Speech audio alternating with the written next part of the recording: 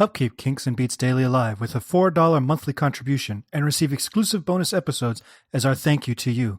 Visit herohabit.com/shop for more details. Hello.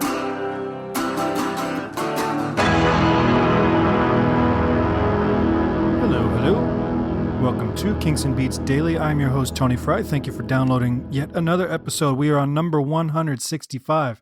If this is your first download, you've got a lot of catching up to do. And if this is your 165th download, thanks for sticking with us all this time. As I said at the top of this episode just 35 seconds ago, if you are able and love this show and want to help keep it ad-free and help us keep it in production, because there are expenses that go along with that, a simple $4 contribution every month, which you can cancel at any time, will get you some bonus episodes that I'm not going to release on the main feed until we are completely done with this podcast. So we're talking, you're getting a 5-year head start at best with all the songs we have yet to go. So you can swing by herohabit.com/shop and look at podcast support and contribute there if you can. And that helps us a great deal over at Hero Habit keep this in production. All right. Speaking of Hero Habit, also, we have a new-ish Facebook group that you can join dedicated to this podcast, facebook.com/groups/Kinks and Beats. I encourage you to go visit there and start some conversations with other fans. We are also doing polls for songs and album covers and stuff like that. So there's going to be some stuff going on the more people we get over there. So if we can get every person that listens to this to give $4 a month and every person over there to that listens to go over to Facebook and join the group, we are going to be doing this podcast for a long time, and it's going to be a lot of fun. All right. Actually, one more thing. If you would like to participate in this podcast, another bonus episode that will go out to everybody, not just contributors, I'm asking for people to send in voicemails at 925-494-1739 with a Kinks or Beatles song that you've changed your opinion on as you've gotten older, in either direction. This could be a song you loved in high school that you can't stand now, or vice versa. Kinks, Beatles, the solo acts, any of them. I'd like to hear what songs have changed and in what way your opinion has changed as you've gotten older. I just had one recently that I'll share on that podcast, a Kinks song that I've completely changed my view on recently. All right, enough housekeeping. Let's get to today's episode, which is about Real Love by the Beatles. This was released March 4th, 1996, backed with a live version of Babies in Black. And this was as part of their Beatles anthology project. This was the opening track of Anthology Volume 2, which is, in my opinion, the best of the 3 anthology volumes. And it was the last single release of new original Beatles music. It peaked at number 4 in the UK and number 11 in the US. It was one of their fastest singles to go gold. And it peaked at number 4 in the UK despite not getting any airplay. That was just based on sales of the single, which is really something. I think it's unfair because they banned it from the BBC because the Beatles weren't contemporary, and even releasing a brand new song in 1996 wasn't good enough to make it onto contemporary radio. And there's a whole thing. You can look up some stuff on that. Paul wrote an article or like an essay about it, and some members of Parliament got involved. It was a whole thing. But needless to say, it was a hit around the world. It sold a lot of copies, and I think it stands as a Beatles song among some of their best work. John's on vocals and piano. Paul is on backing vocals, acoustic guitar, bass, piano, harmonium, harpsichord, and percussion. If you listen to the intro, you can hear John's piano part because it's kind of a muffled piano part, just because of the nature of how he recorded it with the just a regular old handheld tape recorder aimed at his voice. So the piano is almost a background noise. But if you listen real hard, you can hear the harmonium playing long tones underneath it, a lot like the sounds that we heard on We Can Work It Out way back in the 60s. And you can also hear the harpsichord plunking out little arpeggios and stuff. So all three of the keyboard instruments you can hear right in the intro before everything really starts kicking in. Harrison's on backing vocals, electric guitars, acoustic guitar, and percussion. Ringo's on backing vocals, drums, and percussion. And Jeff Lynne, who produced this track, is on backing vocals and guitar, presumably acoustic strumming, because there's a lot of acoustic guitars on this. The Lennon portion of this song was recorded in July 1980 in Bermuda, 5 months before his murder. And the Beatles recorded their portion in February 1995. So this has been sitting on a shelf for 15 years. Different versions of this song had been leaked out during on bootlegs. There's a version of this song on the Imagine soundtrack from 1988 that's different from the one that the Beatles would superimpose their parts onto.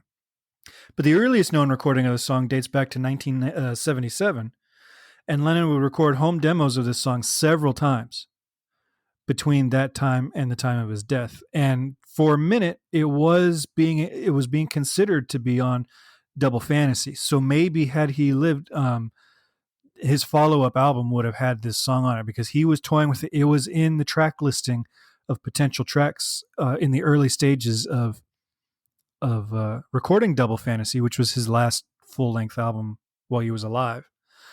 So this was something he'd worked on a long time, and I think he thought highly of this song.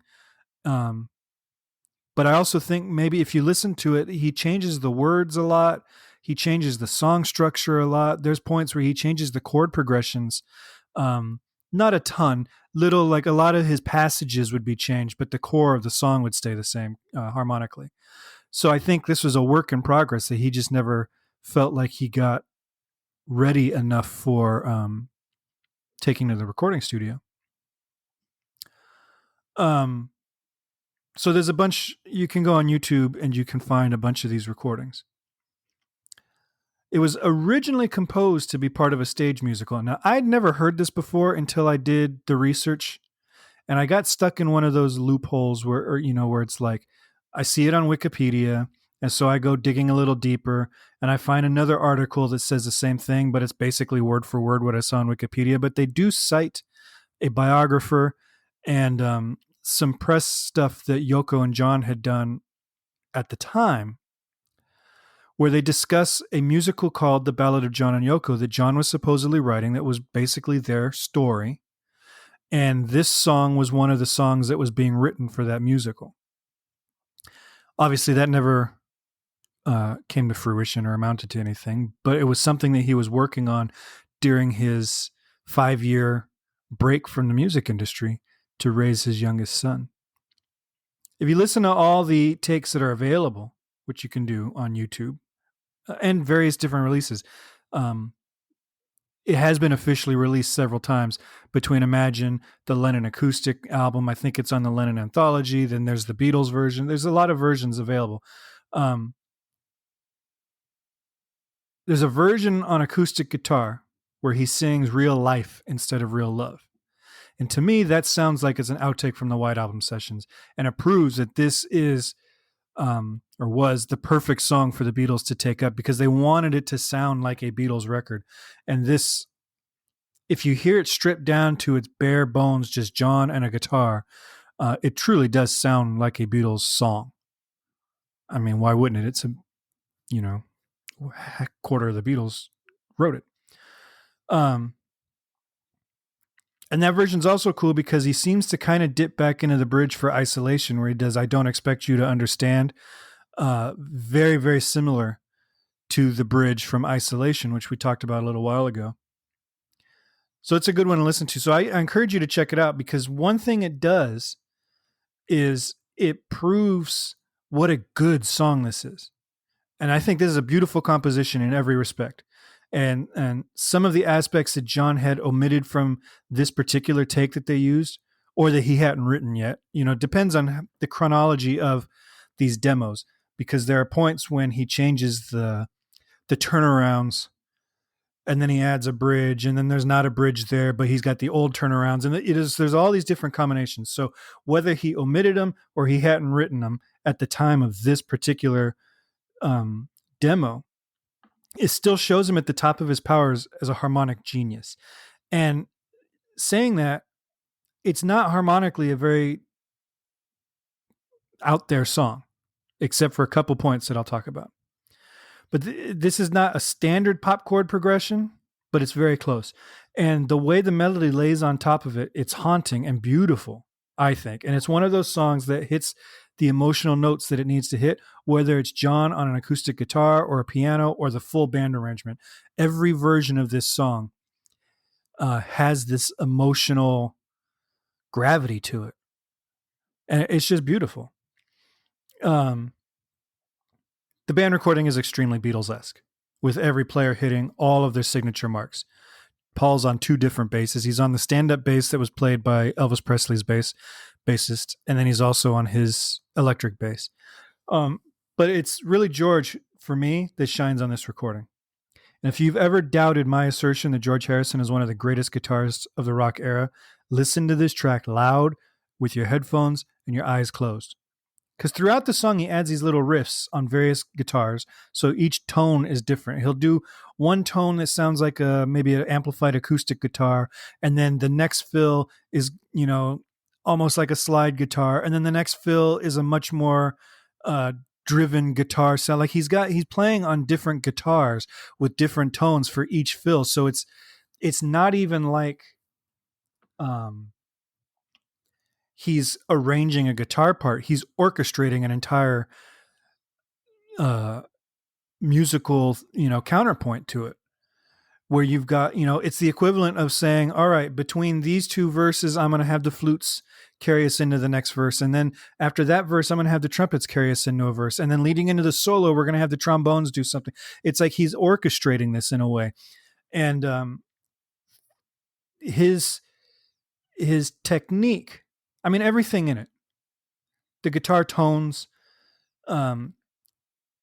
everything is perfectly placed, perfectly executed, and it heightens the emotion of John's chord changes on this. And the technique with bends, slides, vibrato, and sustain are masterful. His vibrato and the way he sustains a note, or he'll hit a note and, where most guys would play it on beat 1 and then bend up to the next note on beat 2, he'll hold that first note a beat or two longer before he, resolves into the chord tone with the bend or the release or whatever he's doing. And so he's got this where he's just adding all this tension and almost like a blues player, but still, in that pop rock style. And his guitar solo on this is great. His work on both of these songs, this one and Free as a Bird, I think is some of the best that he ever did on a Beatles record. But he's one of those things where plenty of people could play the notes. I could learn the solo. It's not super flashy. It's not crazy complicated. It's a very, elegant in its simplicity. But you can play there's a difference between playing the notes and replicating the way he makes those notes sound. And that, I don't think there's anybody that can really play it the way he played it. There's something about the way he approached all these techniques and mixed them in with each other that really set him apart from any other guitar player, in my opinion. And that's the mark of greatness for me. If you can have a signature sound, which he's had several signature sounds, and he's a master mimic. He could go from rock to country to Chuck Berry to, and do it faithfully, a faithful execution of all these different styles, and have this master of the technique. That's the genius to me. So on to the chords. I am doing this in a different key. John did it in D minor, or he starts in D minor. It doesn't stay in D minor long. We'll talk about that. And the Beatles sped it up a little bit, about a half step, I think. So that's why it sounds very high, and John's vocal sounds a little bit chipmunky because they sped up the tape. I can't sing that that high in the studio, especially when I have a young baby sleeping in the next room. So I've lowered it a little bit for the sake of demonstration. But he starts off on a minor chord. So it's just a 1 to 5. In this case, it's a D minor to an A major.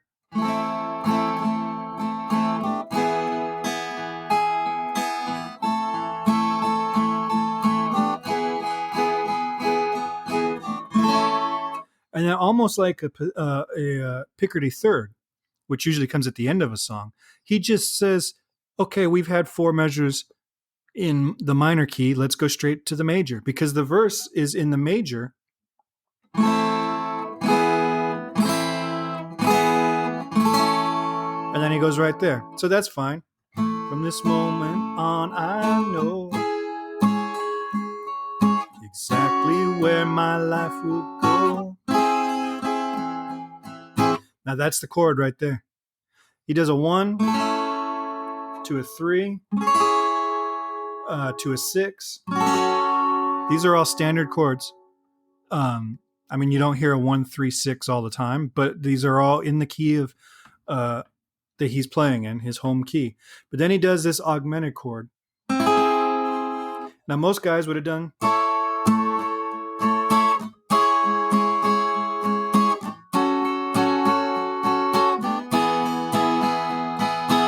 You end, because that's the 5. So he's going 1, 3, 6, and then an augmented 5 to add that, which raises the 5th. Instead of. And that's the hook right there of the verse, is that chord. And it also leads into the next chord beautifully. So we're going.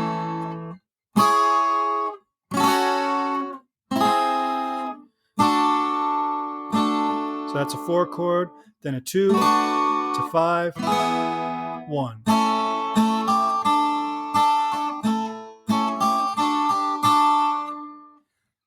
Pretty simple stuff.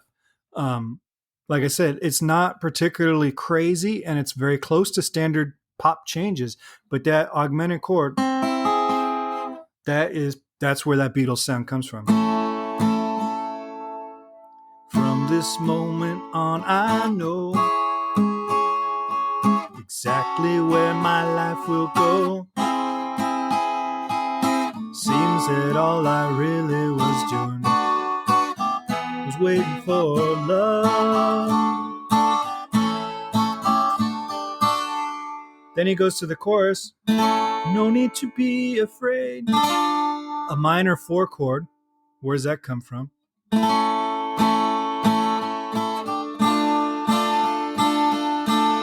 And then he goes into the Stand By Me chord.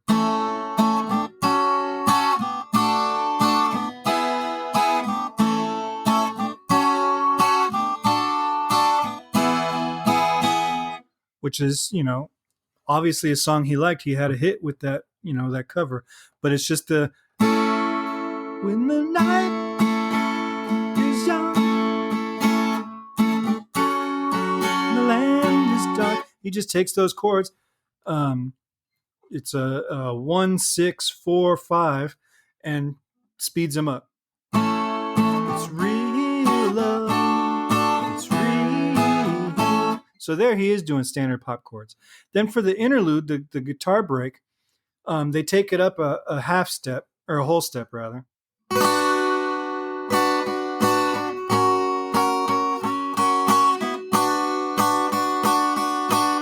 And then they resolve it on a suspended 5 chord. Some chord charts will say it's augmented. It's not an augmented chord. It's a suspended chord.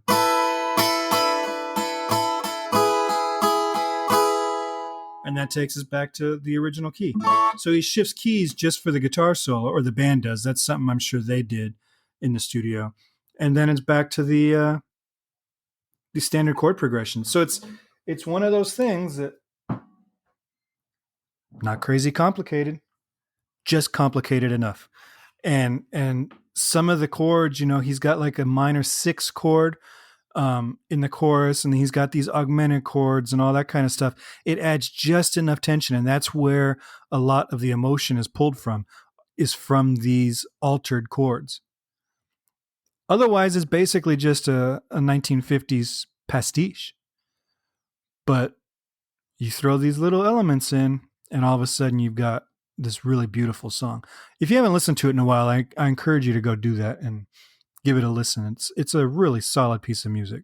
And listen to his performance, his vocals, but then listen to George on guitar.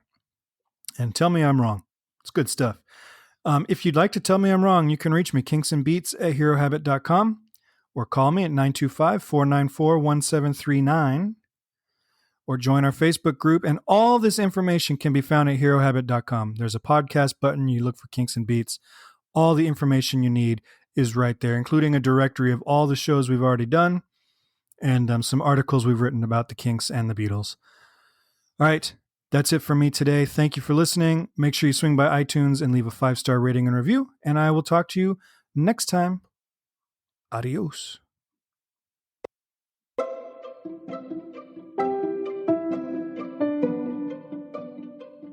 This podcast is presented by the Hero Habit Podcast Network. Swing by HeroHabit.com today to comment on this episode and poke around our growing database of sports and pop culture news, reviews, and collectibles. HeroHabit.com. Collect your heroes.